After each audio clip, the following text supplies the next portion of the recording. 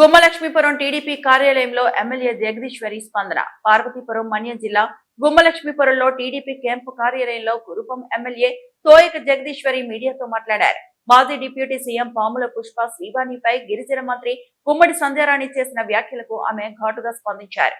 కూటమి ప్రభుత్వం ఎటువంటి చీప్ రాజకీయాలు చేయడం లేదని స్పష్టం చేసిన జగదీశ్వరి మహిళలు మరియు రైతులకు ఇచ్చిన హామీలలో ఇప్పటికే 90% అమలు చేసినట్లు తెలిపారు. కురుపాం నియోజకవర్గంలో గిరిజన ప్రజలు, గిరిజన ఉద్యోగులు ప్రజాసేవలో నిబద్ధతతో పనిచేస్తున్నారని పేర్కొన్నారు. అందరికీ నమస్కారం.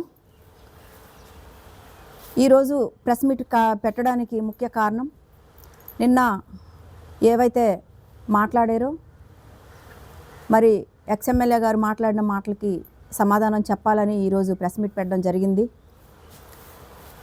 ఒకటే తెలియజేస్తున్నాము అందరికీ, ప్రజల దృష్టి మళ్లించడానికి చీప్ రాజకీయాలు అయితే మేము చేయట్లేదు. ఎందుకు అంటే సంధ్యారాణి గారు కానీ, అలాగనే బీసీ వెల్ఫేర్ మినిస్టర్ గారు సవితా గారు కానీ మాట్లాడిన మాటలు అంటే ఇవన్నీ కూడా వాళ్ళు మాట్లాడారు, వారు ఇలా చెప్పారు అని చెప్పేసి మాట్లాడారు. కానీ అవి ప్రజల నుండి వచ్చిన మాటలవి. మరి ప్రజలకు మీరేం సమాధానం చెప్తారు? ఎందుకంటే ఈరోజు వాస్తవాలు ఏవైతే ఉన్నాయో వాస్తవాలు మాట్లాడడం జరుగుతుంది.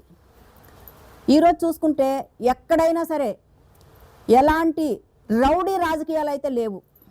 కేసులు పెట్టడాలు కానీ, ఎవరికి బెదిరింపులు కానీ ఏవి కూడా లేవు. చక్కగా మనకి ఇచ్చినటువంటి అంబేద్కర్ గారు ఇచ్చినటువంటి రాజ్యాంగాన్ని అనుసరించి అందరూ కూడా ఎంతో హ్యాపీగా ప్రజలందరూ ఉన్నారు, అందరికీ తెలుసు.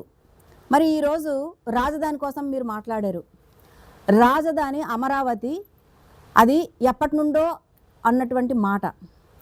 మరి రాజధాని దేవతల రాజధాని అది.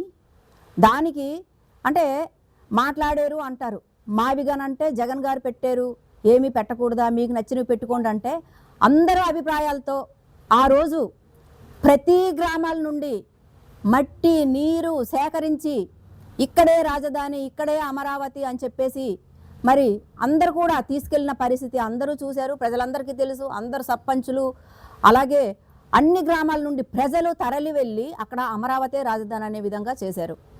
ప్రజలందరికీ తెలుసు. మరి మీకు తెలియకపోవచ్చేమో, ఎందుకంటే మరి మీరందరూ కూడా ఏమని మాట్లాడుతున్నారంటే ఒక మంత్రుల్ని పట్టుకొని మీరు పెయిడ్ ఆర్టిస్టులు అని చెప్పి మీరు మాట్లాడుతున్నారు. మీకే అవేమి కొత్త కాదు. అంటే మీరు ఎవరినైనా ఏ విధంగా మాట్లాడవచ్చు. మీకు సభ్యత, సంస్కారము, జ్ఞానము ఏమి లేవు కాబట్టి మీరు ఏవైనా మాట్లాడతారు. అంటే మీరు మాట్లాడినవన్నీ రాష్ట్ర ప్రజలందరూ కూడా గమనిస్తున్నారు. గమనించి ఏ విధంగా మరి మీకు ఇంట్లో కూర్చోబెట్టారో అవి కూడా మీరు అర్థం చేసుకోవాలా. ఈరోజు అంటే గొడ్డలి ఎవరు చేతిలో పెట్టారు, గొడ్డలి తల్లి చెల్లి అని మీరు మాట్లాడుతున్నారు. మరి టీడీపీ టైంలో చనిపోయారు అని వివేకానంద్ గారు హత్య అనేసి మీరు మాట్లాడారు. మరి ఆ రోజు టీడీపీ అధికారంలో ఉంది, ఓకే అయిపోయింది. మరి మీరు వచ్చేటప్పుడు 5 సంవత్సరాలు మీరు ఏం చేశారు? సిబిఐ సిబిఐ ఎంక్వైరీ చేసేటప్పుడు ఏ విధంగా చేశారు? ఆ 5 సంవత్సరాలు ఆ ఎంక్వైరీ చేయకుండా ఏ విధంగా పక్కదారి మళ్లించారు? అది మీరు ప్రజలకు సమాధానం చెప్పాలి. కరాఖండిగా మేము ఒకటే ప్రశ్నిస్తున్నాం. మీరు 5 సంవత్సరాలు ఉండేటప్పుడు ఆ కేసు ఏ విధంగా పక్కదారి మళ్లించారో అది ప్రజలకి సమాధానం మీరు చెప్పాలి. ఇక్కడ ఉన్నటువంటి డిప్యూటీ సీఎం గారు, ఎక్స్ఎమ్మెల్యే గారు మాట్లాడిన మాటలకి మేము ఈరోజు సమాధానం అడుగుతున్నాము. ఎందుకంటే అంటే ప్రజలు తెలివి తక్కువ వాళ్ళు గట్ట కాదు, ప్రజలు ఎంతో మేధావులు. కాబట్టి చంద్రబాబు నాయుడు గారిని మళ్ళీ సీఎంగా కూర్చోబెట్టారు. అలాగనే మీరు 11 సీట్లకి పరిమితం అయిపోయారు. అది ఒక్కసారి ఆలోచించుకుని గుర్తు పెట్టుకోవాలా. ఎందుకంటే ఈరోజు ఎలక్షన్లో ఇచ్చినటువంటి హామీల కోసం మీరు మాట్లాడారు. ఎలక్షన్లో ఇచ్చినటువంటి హామీలు ఏవైతే ఉన్నాయో 90% మేము హామీలన్నీ నెరవేర్చడం జరిగింది. ఈరోజు చూసుకుంటే ప్రతి మహిళ కూడా ఆధార్ కార్డు పట్టుకొని బస్సు ఎక్కడం జరుగుతుంది. మహిళలకు ఇచ్చినటువంటి హామీని కూడా మేము నెరవేరుస్తాము. ఈరోజు బస్సు ఎక్కడానికి ఎంత దూరం వెళ్ళాలన్నా మహిళలు ₹1 పెట్టుకోకుండా ఆధార్ కార్డుతో వెళ్ళే పరిస్థితి అందరూ కూడా మరి వెళ్ళడం జరుగుతుంది. మరి ఇవన్నీ చేస్తుంటే మహిళలకి ఏమి హామీలు ఇచ్చారు? మహిళలు మహిళలు అయితే ఉద్యోగస్తులు వాళ్ళకి నెలకి వచ్చేటప్పుడు వెళ్ళేటప్పుడు ఎంత మిగులుతుందో పోనీ మీకు తెలుసా? ఉద్యోగస్తుల మహిళలకి మీరు మాట్లాడతారు ఇలాంటివన్నీ, మా హామీల కోసం మాట్లాడుతున్నారు. మేము తల్లికి వందనం ఇచ్చాము, మీరు ఎంతమందికి ఇచ్చారు? మేము ఎంతమంది పిల్లలు ఉంటే అంతమందికి ఇచ్చాం మేము. మీరు హామీల కోసం మీరు మాట్లాడతారా? అలాగనే మరి ఏదైతే మీరిచ్చినటువంటి రైతులకు మేము అన్నదాత సుఖీభవ ఇచ్చాం, మీరు రైతు భరోసా అని చెప్పి ఇచ్చారు. మీరు ఎంతమంది అంటే రైతులకి మీరు ఎంత ఇచ్చారు? ఇప్పుడు మేము ఎంత ఇచ్చాం? అదొకసారి గుర్తుపెట్టుకుంటే బాగుంటుంది. కేంద్రం ఇచ్చింది ఎంత, రాష్ట్రం ఇచ్చింది ఎంత, ఇవన్నీ కూడా అసలు మీరు తెలిసే మాట్లాడారా? తెలియకుండా మాట్లాడుతున్నారా? ప్రతి హామీ మేము నెరవేరుస్తుంటే చూసి ఓర్వలేక ఈ 2 సంవత్సరాల్లో ఎన్ని హామీలు అయితే అన్ని హామీలు నెరవేర్చడం జరిగింది.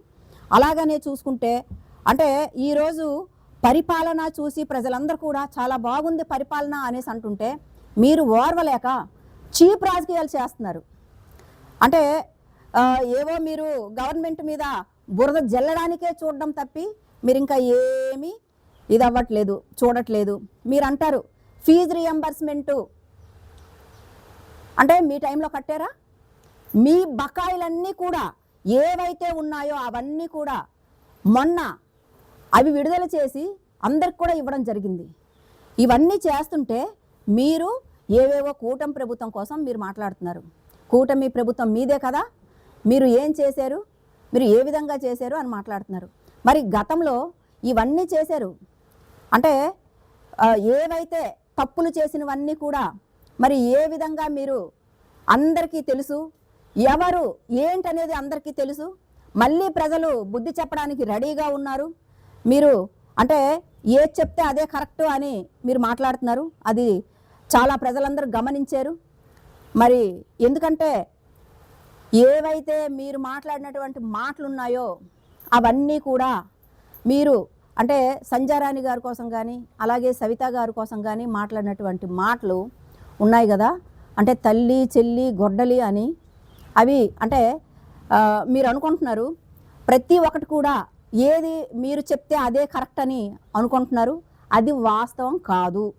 ఎందుకంటే తల్లి చెల్లి గొడ్డలి అన్నారే, గొడ్డలి అంటే గతంలో మీరే నారావారి రక్త చరిత్ర అని చెప్పేసి రాయించింది మీరు కాదా? చంద్రబాబు నాయుడు గారి మీద చెయ్యి పెట్టేసి పెద్ద ఆర్టికల్ వేసి చూపించారు, నారావారి రక్త చరిత్ర, చంద్రబాబు నాయుడు గారే ఇలా చేశారు అలా చేశారని చెప్పి.